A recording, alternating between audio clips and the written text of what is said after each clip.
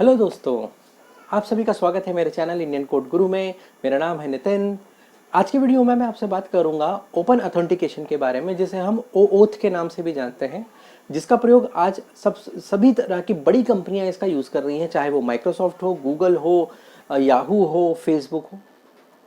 और इसका यूज़ आपने एज ए नॉर्मल यूज़र अपने दिन भर की लाइफ में कई बार देखा होगा। इस वीडियो को आप पूरा देखिएगा क्योंकि इसमें मैं आपको बताऊंगा ओथ किस तरह से काम करता है और एक लाइव एग्जांपल आपको दिखाऊंगा कि किस तरह से हम इसे यूज़ कर सकते हैं। और साथ ही मैं यहाँ पर ये भी बताऊंगा कि एज ए डेवलपर हमें ओथ से क्या एडवांटेज है और एज ए यूज़र हमें ओथ से क्या एडवांटेज है। बट उसके पहले अगर आप नए हैं और आपने अभी तक मेरे चैनल को सब्सक्राइब नहीं किया है तो प्लीज़ सब्सक्राइब करें और हाँ, बेल आइकन दबाना ना भूलें। तो चलिए शुरू करते हैं।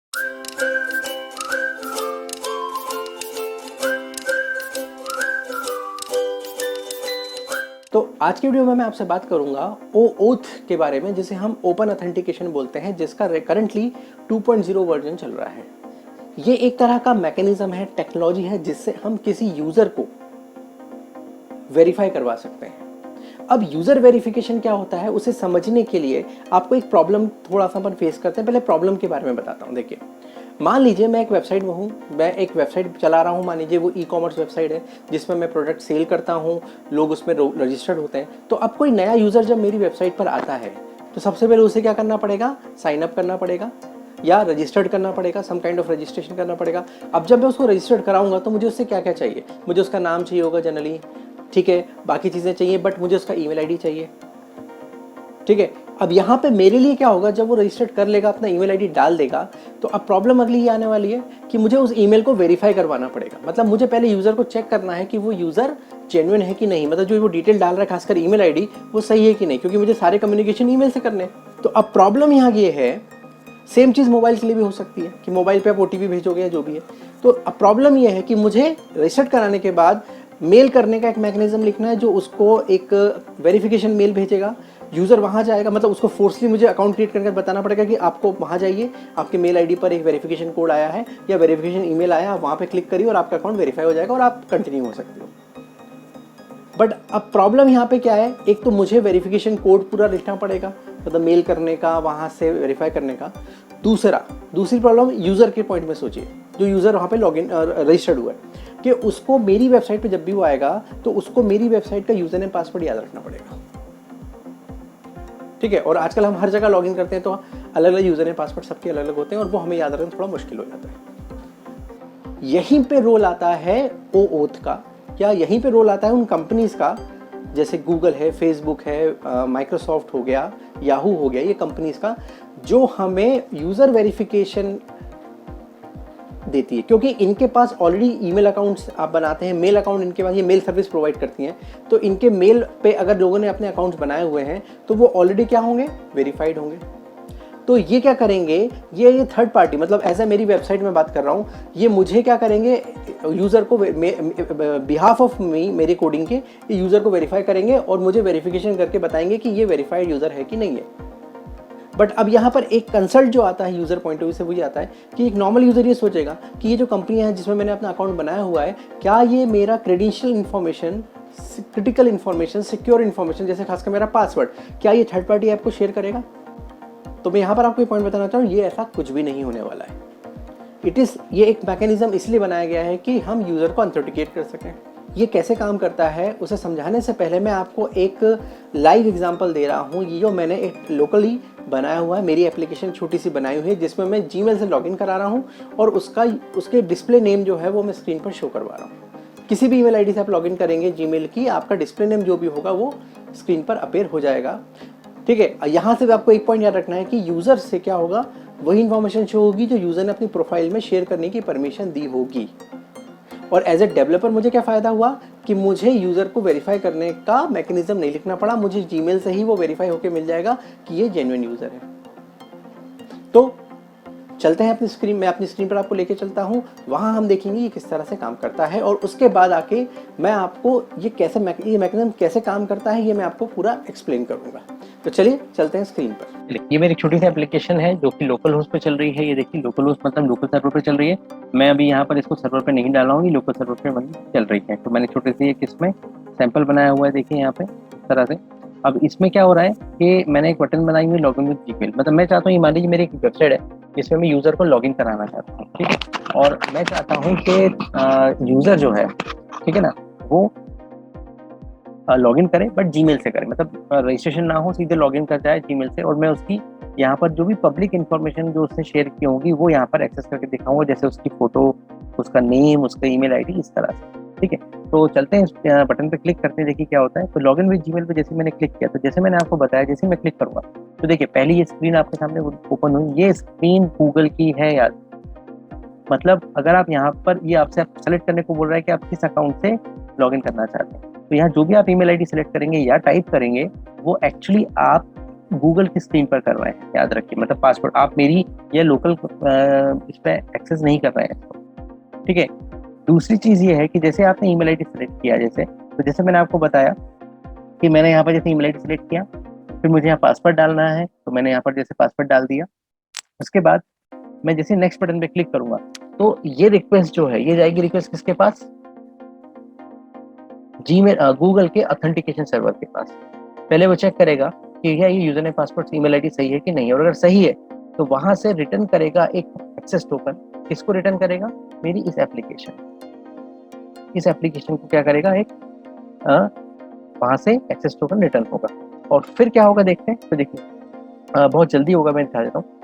ये एक्सेस टोकन इस एप्लीकेशन के पास, इसके पास आएगा, मेरी लोकल सर्विस के पास, लोकल एप्लीकेशन के बाद, और वापस के लिए रिक्वेस्ट करेगा किसको, रिसोर्स, जीमेल के resource server with access token.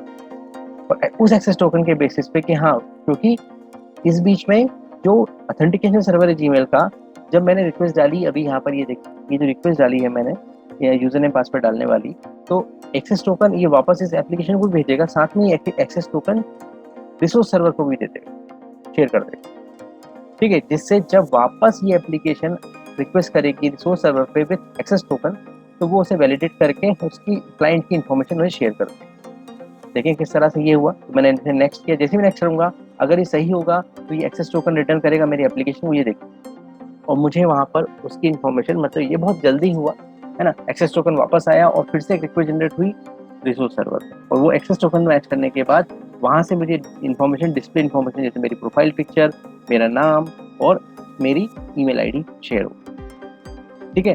फिर इसमें एक मैंने इसको मैं साइन आउट करके दिखाता हूँ। याद रखिए आपने अभी जब मैंने साइन इन किया था तो मैंने इस एप्लीकेशन को जीमेल के डेटा को एक्सेस करने की परमिशन दे चुका हूँ। तो अगर मैं साइन आउट करता हूँ तो ये सिर्फ मेरी एप्लीकेशन से साइन आउट होगा, मैं जीमेल से साइन आउट नहीं हुआ हूँ, और फिर से मैं लॉगिन विद जीमेल करूंगा तो देखिए मुझे बिना ईमेल आईडी और पासवर्ड डाले ही सीधे क्या हो जाएगा, लॉगिन हो जाएगा, क्योंकि मैंने परमिशन दे चुका हूँ। तो अगर मैं इस सिस्टम पर ये सिस्टम पर हूँ और यहाँ जीमेल मेरा ऑलरेडी लॉगिन है, तो ये एप्लीकेशन भी क्या करेगी, डायरेक्टली उसको एक्सेस कर लेगी। बट अब मैं क्या कर रहा हूँ, इसमें एक और बटन मैंने बनाई हुई है, रिवोक एक्सेस। मैंने रिवोक एक्सेस पे जब क्लिक किया तो आपको ऐसा लगा साइन आउट ही हुआ है, बट अब अंतर क्या आएगा देखिए। अब अगेन मैं लॉगिन विद जीमेल पे क्लिक कर रहा हूँ तो देखिए अब ये बकायदा मुझसे पहले ईमेल आईडी मांगेगा, ठीक है, और फिर मुझे लॉगिन करेगा क्योंकि मैं ऑलरेडी लॉगिन। तो ये एक छोटा सा एग्जांपल है जिससे हमने देखा कि किस तरह से ओपन ऑथेंटिकेशन या ओपन आईडी कॉन्सेप्ट से एक्सेस टोकन को शेयर करके हम अपने यूजर को किसी पर्टिकुलर कंपनी के वेबसाइट पे क्या कर सकते हैं, वैलिडेट करा सकते हैं। इससे एज ए डेवलपर मुझे क्या फायदा हुआ, मुझे ये फायदा हुआ कि मुझे यूजर को